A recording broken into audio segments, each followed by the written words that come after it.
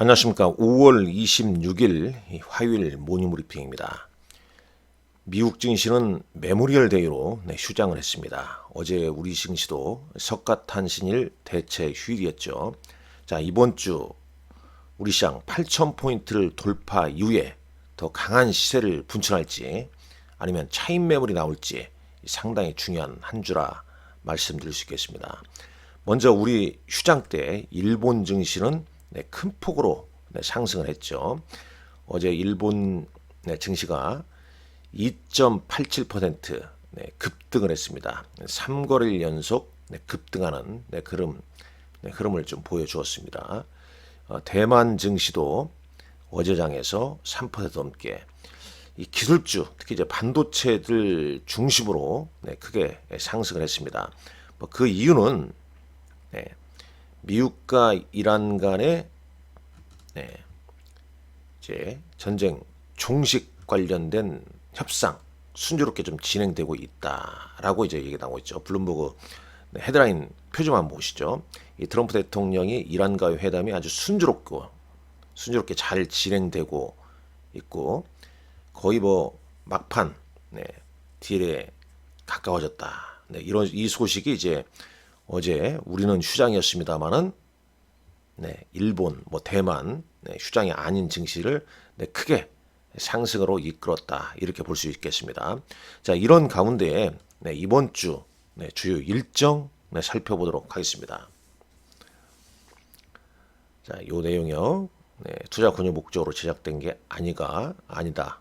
그리고 제작자 소속회 의견과 관련이 없는 내용이고 투자 의사 결정 시 전적으로 투자자의 책임과 판단에 결정되어야 한다는 내용 쭉 인지하시고요. 제 고객이 되시는 분들은 비대면 계좌 개설한 후에 계좌 관리자 추천 경로에 계좌 관리자의 제 이름 지정하면 되겠습니다. 이 존 템플턴 경 지난주인가요? 지지난주인가요? 급락이 나왔을 때 제가 요 문구를 제시해드리면서 또 최적의 매수 타이밍을 말씀을 좀 드렸었습니다.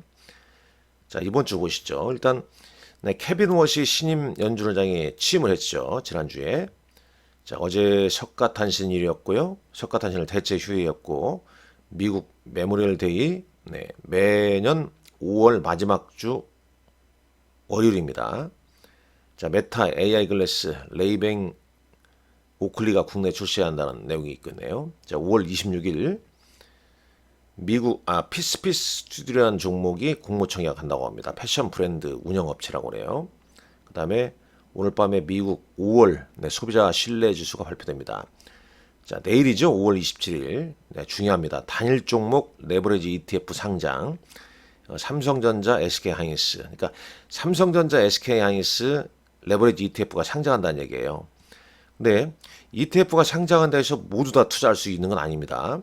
투자 성향, 본인의 투자 성향 그거 체크하시고요. 투자 성향이 또 맞아야 됩니다. 그리고 단일 종목, 기존에 이제 레버리지 ETF 교육을 받으신 분이라도 단일 종목 레버리지 ETF 심화 사전 교육이라는 게 있어요. 그걸 추가로 이수해야 됩니다. 추가로 이수해야 돼요. 그리고 이제 그 등록번호 나오게 되면 이제 여러분들 증권사 MTS나 HTS에 그 등록번호를 이수번호라고 할 수 있겠죠. 그 등록을 해야 됩니다.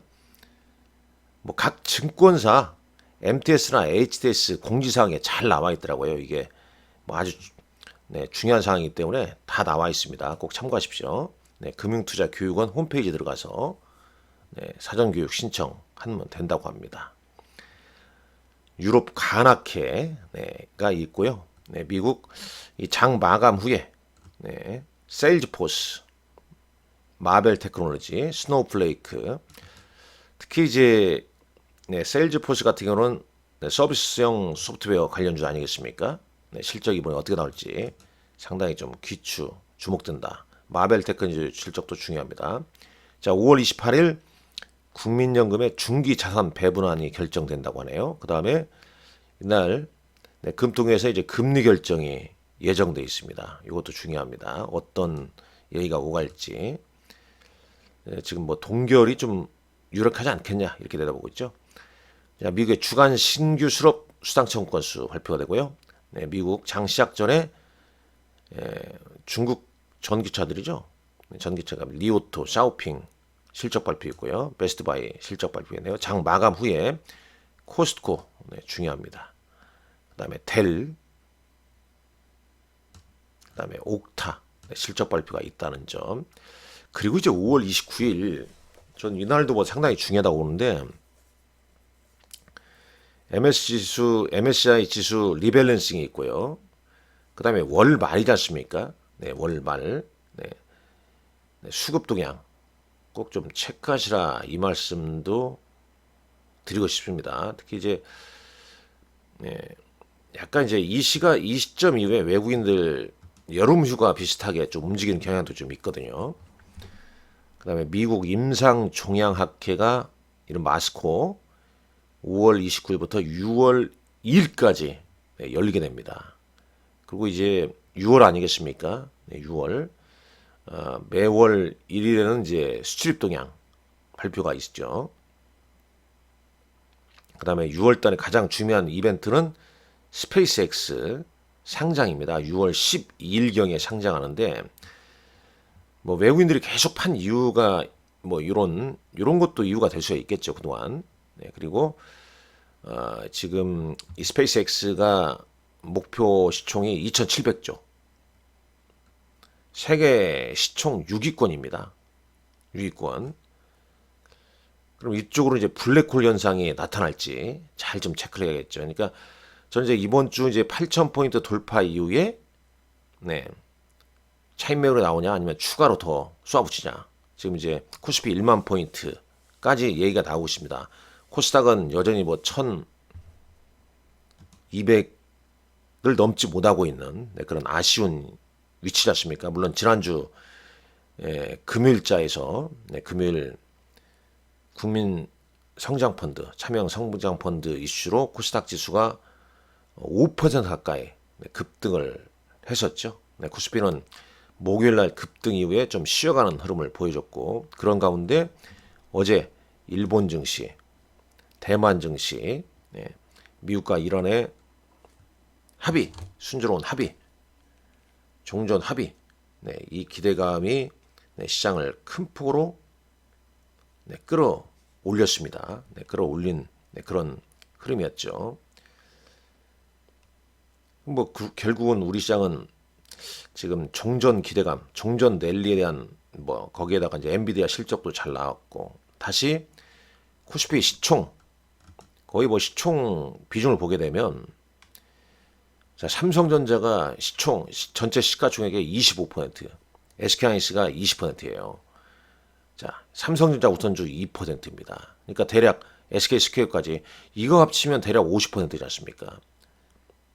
50%. 그러니까 삼성전자, SK 주가에 의해서 코스피 주가는 영향을 안 받을 수밖에 없는 거죠.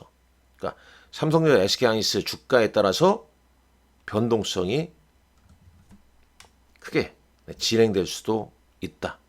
여기에다가 조금 전에 살펴봤지만은 2배짜리 레버리지 ETF가 27날 나온다. 이랬을 때 쏠림 현상이 가속화될 것이냐. 그럼 뭐 8,000포인트 그냥 바로 넘기고 더 올려버릴 수 있는 거죠.